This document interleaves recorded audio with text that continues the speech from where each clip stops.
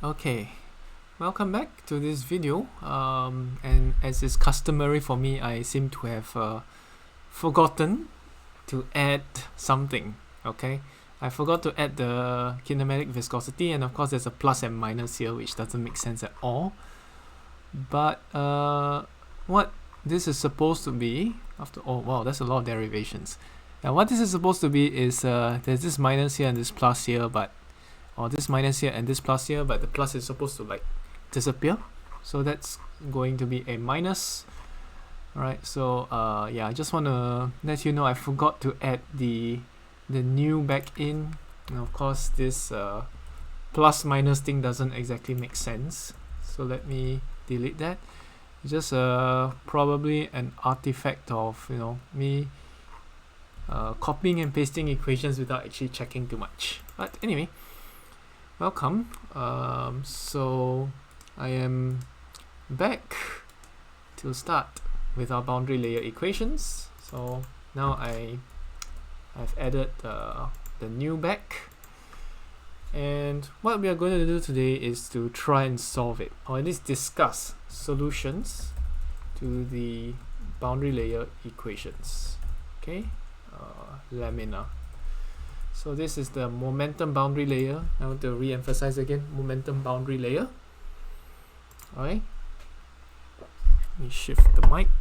Yeah. So yeah. How do you solve? Okay, there are three basic methods. Three basic methods. First, we have this thing called similarity solution.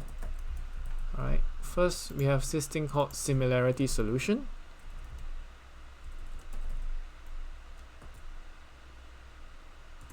Okay, oopsie.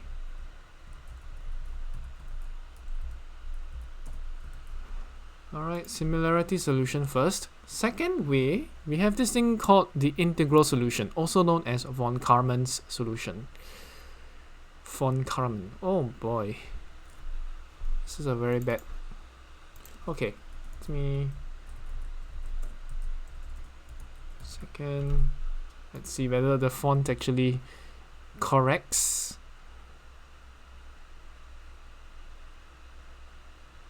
Yeah, that's much better.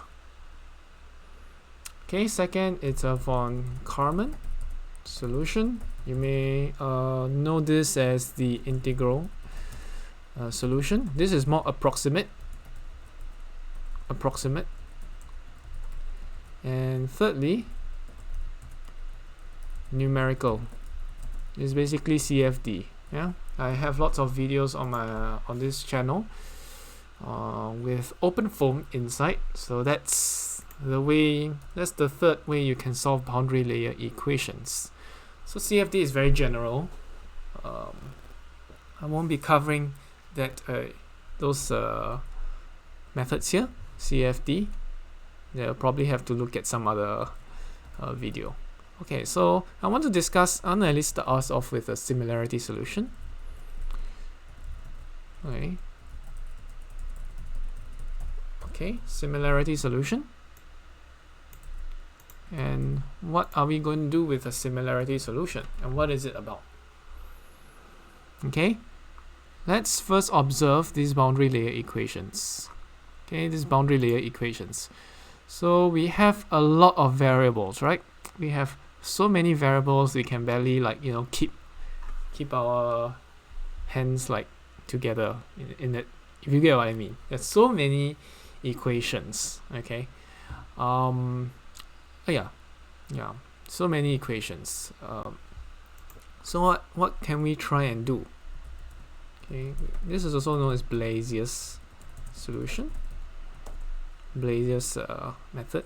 But yeah, what can we do? Yes, so similarity solution. Well, the idea is to combine variables to convert PDE to ODE. PDE being a partial differential equations, ODE being ordinary differential equations. So you see so many velocities here. Okay, so many velocities here. Okay, let me right arrow.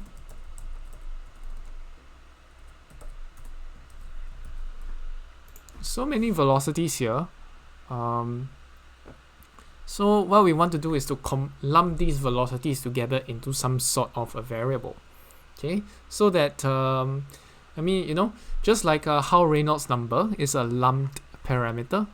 Okay, Reynolds number is actually sort of a lumped parameter where you combine the effects of the velocity scale, the length scale, and the viscosity together into one variable. So it's in a sense like you know, if you want to characterize a fluid, we don't look at three variables: the kinematic viscosity, the velocity, and the length scale. We don't characterize fluid flow by just looking at three. We can just look at one number called the Reynolds number. So the idea is basically you compress some of these variables into a simpler variable, or not to say simpler variable, you compress it into a single variable, which is some product of these numbers or something like that, or these variables, some product of these variables. You combine them together, and hopefully by combining them, you are able to make life easier for yourself. So this is what similarity solution is like. But before we begin the similarity solution, we can actually make two assumptions. So make two assumptions before we continue.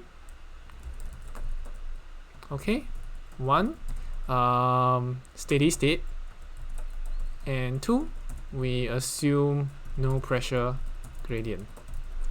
Okay, so with that, with no pressure gradient, this delta P delta X should be equal to 0. And if you want steady state, this time derivative will also just disappear. This will make life a lot easier for us. Okay, but it's still considerably difficult. We still have to solve a fair bit of things, so it's not quite over yet. And let me remove the brackets of the Y just to make it look nicer. So okay, how do we combine? Okay, how do we combine variables to make life easier for us to solve? So similarity solution is also one class of solutions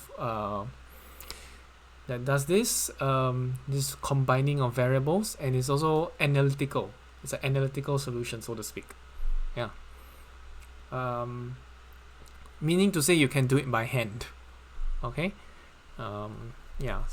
You can sort of do it by hand, not fully by hand, but mostly by hand. You don't use a computer and you do hard number crunching. It's different idea there. So we can introduce the stream function.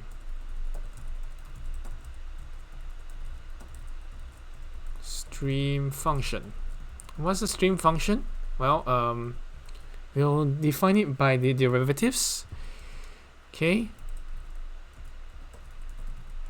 The stream function psi is known as it's known as psi. The stream function is known as psi. We can don't want to duplicate that, but anyway. Okay, u equals to partial of psi by partial of y, and v equals to partial of psi partial of x times minus 1. So this stream function is known as psi, and these are the definitions of the stream function. Of course, psi is actually determined by x and y, but yeah, basically this is the idea of a stream function. Okay, what's so good about this stream function? Okay, if you substitute this back into the 2D continuity equation, okay, if you substitute this back into the 2D continuity equation, you will find that this the definition of a stream function automatically satisfies the continuity equation. All right. And you know, a stream function only works for 2D. Okay. Note, stream function only works for 2D fluid flow. All right. 3D, it kind of just messes everything up. So let's try substituting all of this into the 2D continuity equation, and let's see what happens. Okay, so u is basically partial psi partial y. Okay, u is partial psi partial y, and v is minus partial psi partial x. So let's, okay, I'm going to replace the v over here with minus partial psi partial x.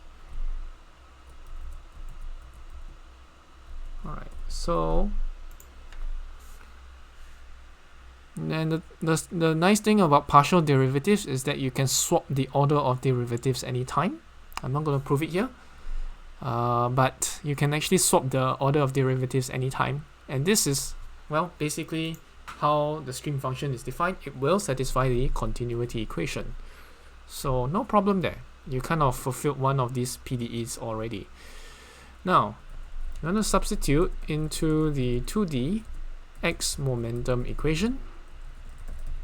And the y momentum equation is kind of boring. Just there's no pressure gradient in the y direction, basically. Yeah. Except of course that you have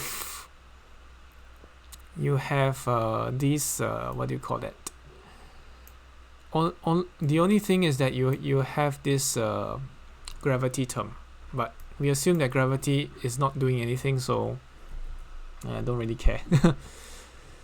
Okay, so let's see.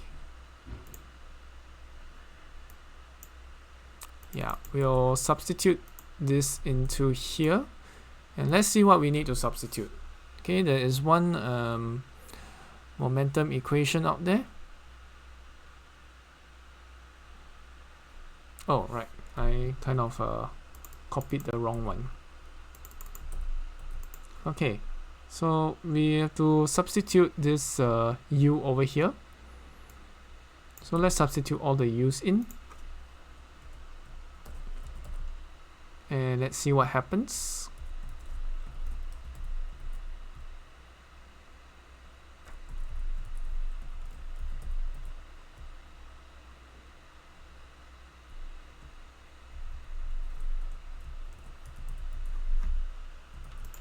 Okay, and then we'll substitute the v in as well.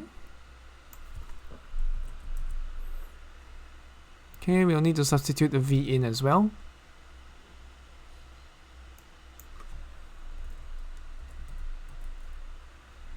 And this kinematic viscosity doesn't really do anything.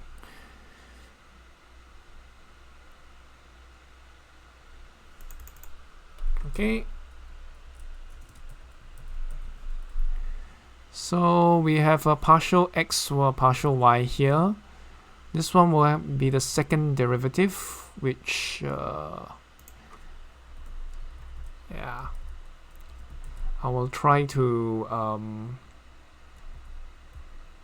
include. Okay, so I'll just delete this part away.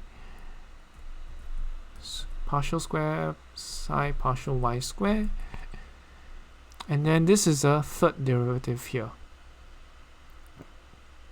So I'll just put y here. And this is the third derivative. Okay. So great. We have one equation, so to speak, where psi over here is a function of x and y.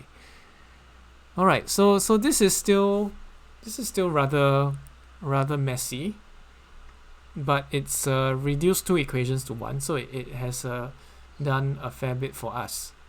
Next thing we'll need to do is actually to compress this equation further in terms of we need to compress this equation further. How do we compress this equation further? We need to, you see that psi is sort of the dependent variable here. Psi is sort of the dependent variable here. Oh, why did I put y? Yeah. Psi is sort of the dependent variable here. So there are like two independent variables, right? There are two independent variables. So we need to compress the number of variables further. We have two independent variables and one dependent variable. So ideally, we want one independent variable and one dependent variable. Okay. So what are these variables here? Okay, because we have two independent variables, x and y, one dependent variable, which is psi. Okay, so we'll need to compress it further. The independent variable is something, by convention, we call it eta. And the dependent variable will just be f, or f of eta. Alright, f of eta. So in here we are. Yeah. So eta is some function of x and y, and f is only a function of eta. So let me write that down. Eta equals some function of x and y, or I can put eta of x and y, and f equals to f of eta. So this is the form that we need at the end of the day. We want to reduce it to this form so that it's easy for us to calculate. Okay, so eta has some dependence on x and y, is the independent variable, and f is just dependent on eta. So that means there are a number of things we need to deal with. What are the forms of eta and f? And then of course, how do we transform, two questions for the next video, so to speak. What are the forms of eta and f? And how do we transform the boundary conditions present here? For example, u being 0 at the wall, and then being u infinity when y is large, etc., etc. How do we transport all these boundary conditions to these new forms, these so-called similarity variables? Okay, whatever you call them. Okay. So before we continue, let's write the boundary conditions down first. We continue BC's first. Okay, so let's see how many boundary conditions we need. Okay, we have a first derivative in the x direction. And the highest order here, highest order of derivative here is 2 in the y direction.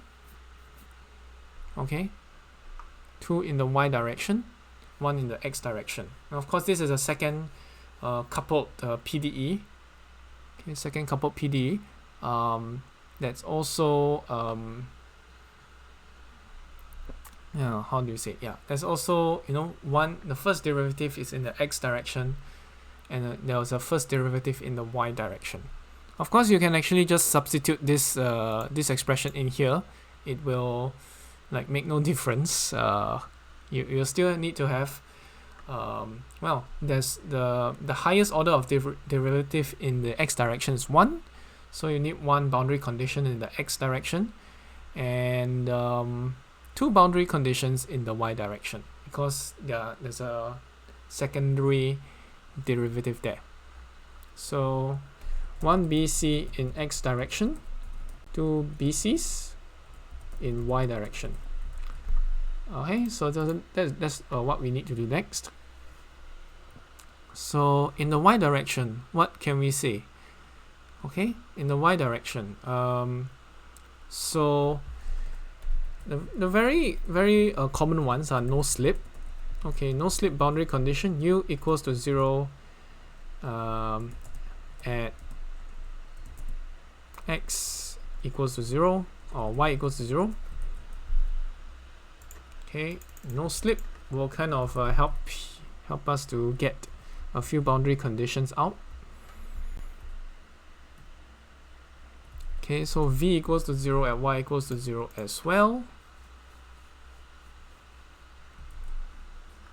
Okay, but in over here we are not. Are we that? Yeah, I don't think we are that concerned with v, but okay, there's still v over there. Yeah, so if yeah. Okay, never mind. Yeah, we need the 3 boundary conditions for u, because the highest order derivative of u in x is 1. So del u del x is the highest partial derivative of u in x. Del u del y square is the highest order of partial derivatives in the y direction. So 3 boundary conditions for u. And then since y, that the highest order derivative of the v velocity in the y direction. Okay, so there's a del v del y. There's no del v del x anymore. There's only del v del y. Okay, so v itself needs 1 boundary condition, because there's a one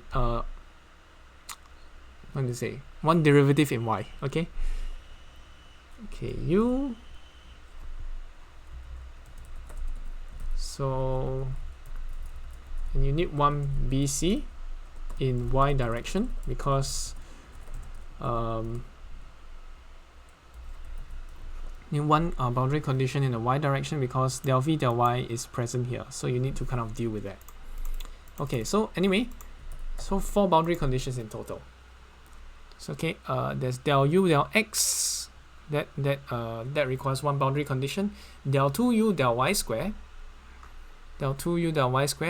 is 2 boundary conditions for u, not v. Okay, for u in the y direction, 1 boundary condition for u in the x direction. Then del v del y, that's the only derivative of v, so you need 1 boundary condition in the y direction. Okay, so no slip gives us these 2 boundary conditions, thankfully. So we'll need 2 more boundary conditions in order to solve our equations, at least in theory. Then of course, once we have our similarity variables done, then we'll need to change the boundary conditions accordingly as well. But I'll stop for now, and I'll continue next time. Bye bye.